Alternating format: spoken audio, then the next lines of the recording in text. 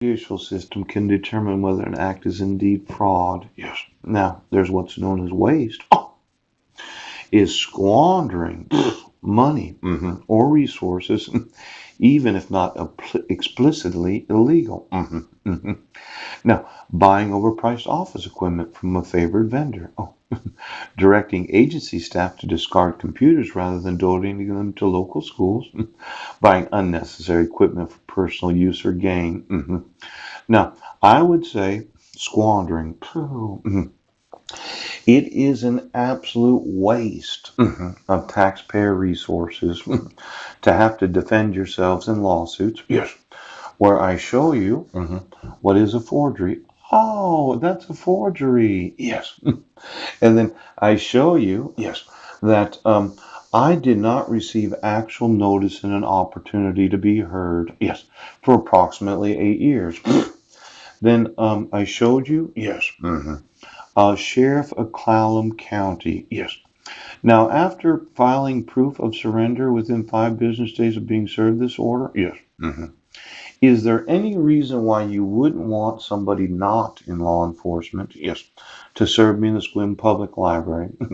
Let's say I did have a weapon and I decided to blow the guy's head off.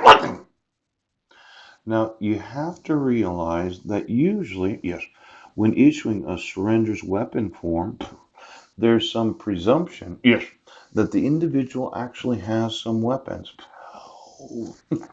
Now, let's look at it for just a second.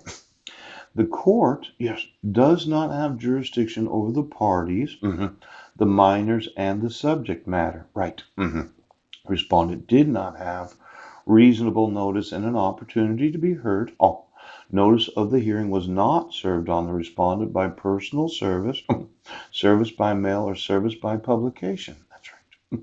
Now, the respondent did not receive actual notice of the hearing. The respondent was not present at the hearing. Yes, the order was not issued in accordance with the full faith and credit provisions of the VAWA. Yes. Now, you'll see here, caution, access to weapons, yes or no. Unknown. Oh. Now, for some reason, somebody wanted to teach me a lesson that the surrender is mandatory because the court finds. Yes, yes, yes. Now, the bigger question is based upon whose petition or motion, testimony, in the relevant case record. Yes. Because as I see it, the petitioner didn't fill that out. Yes.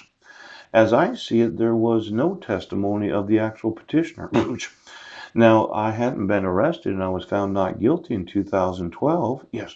And how could you base the petition, motion, testimony, relevant case record on this idea that I did not have actual notice of the court hearing?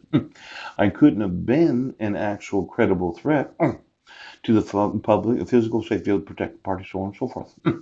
Now, let's say this is a surrender weapons form, and the actual page 1 says unknown access to weapons. Yes.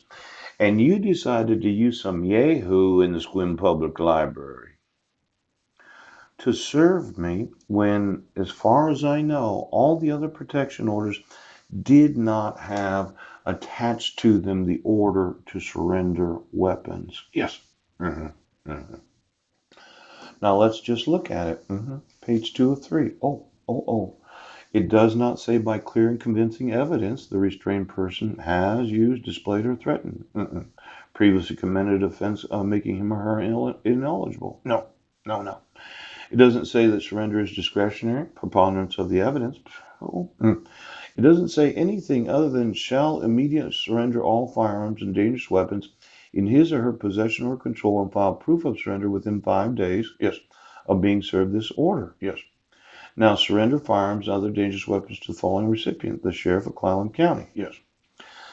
Now, obviously, I had no weapons, and I never had any weapons. True.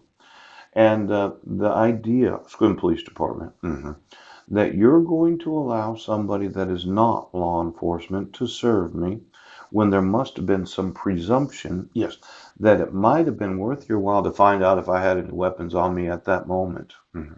Now you're getting sued for this. You're getting sued for attaching to the actual protection order in order to surrender weapons. Yes, you are. Because the idea was that somebody thought that I had weapons when I didn't. Otherwise, you wouldn't have issued it. Yes. And for law enforcement right now to not personally ask me at the time of service, Mr. Budnick, do you have any weapons on you? Or would it be okay for us to search your backpack and your person, quite possibly? Yes, considering we have an order to surrender weapons. Now, it's very, very dangerous, yes, for any person to serve a respondent or the restrained person, yes, it is, without having the authority of law to immediately arrest them if they had illegal weapons on their person. Now, there is this idea of proof of surrender within 5 business of being served.